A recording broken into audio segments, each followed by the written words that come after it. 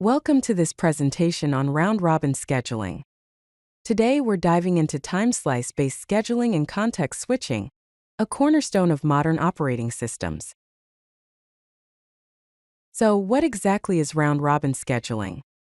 It's a preemptive central processing unit scheduling algorithm where each process is assigned a small, fixed unit of central processing unit time, often referred to as a time quantum or time slice. Once a process's time slice expires, it is preempted, meaning it's temporarily interrupted, and then added to the end of the ready queue, waiting for its next turn. Round-robin is primarily designed for time-sharing systems, ensuring a fair allocation of central processing unit time among all active processes. Let's explore the core features of round-robin scheduling. Firstly, it is a preemptive scheduling algorithm, meaning that no process can monopolize the central processing unit. Processes are managed using a first in first out, that is, FIFO queue, ensuring that the processes are served in the order they arrive. Every process is given equal priority, preventing any single process from dominating central processing unit resources. Context switching is performed at the end of each time slice. Finally, processes are executed cyclically round and round until they are completed. Now let's consider the time quantum. The time quantum is a critical parameter in the round-robin algorithm.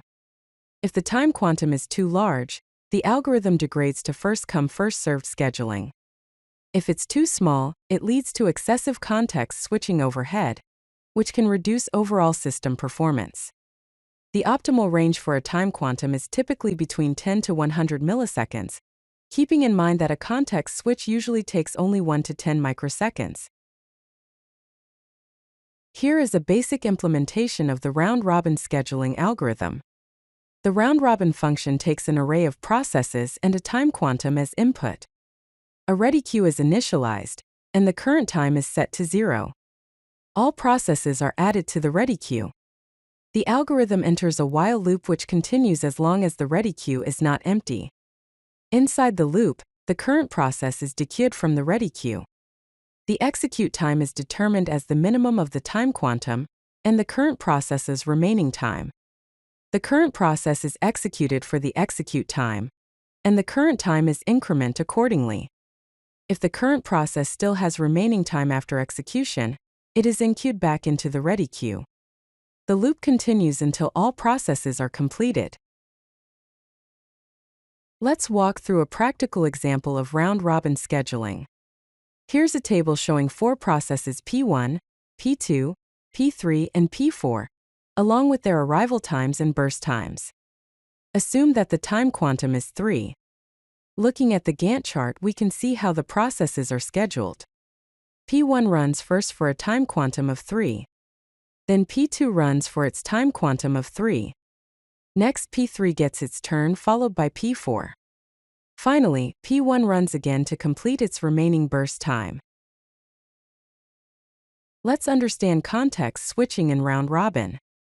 Context switching is the process of saving the state of one process and loading the state of another, allowing multiple processes to share a single central processing unit. In round-robin, this occurs when the time quantum expires, when a process completes its execution, or when a process requests input or output operations.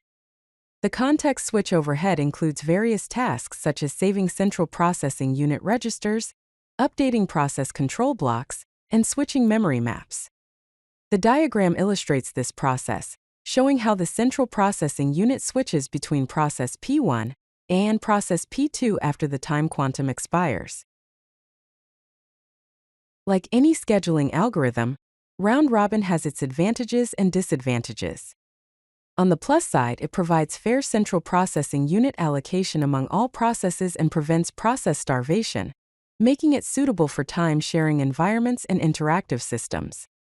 It's also relatively simple to implement and understand, offering predictable response times.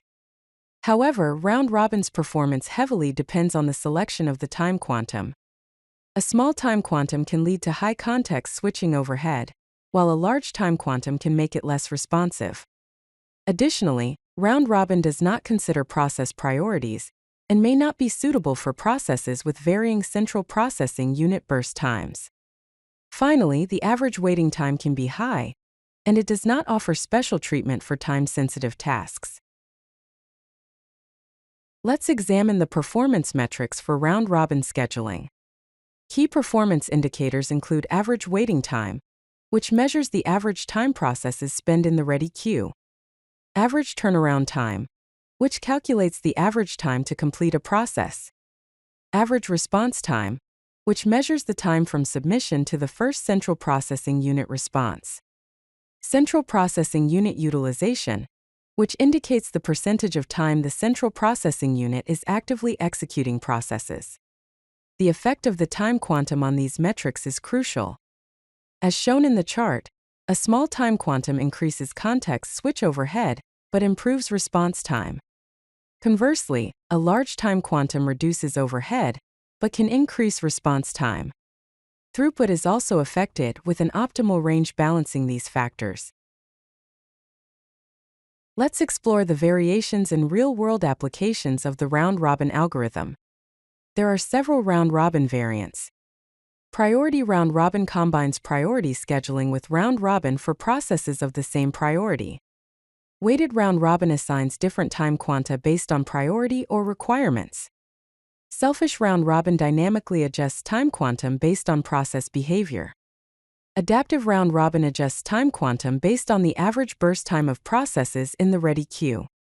In the real world, round-robin scheduling is used in operating systems for process scheduling, network packet scheduling in routers, central processing unit time allocation in virtualized environments, task scheduling in real-time systems, web server request handling, and cloud computing resource allocation.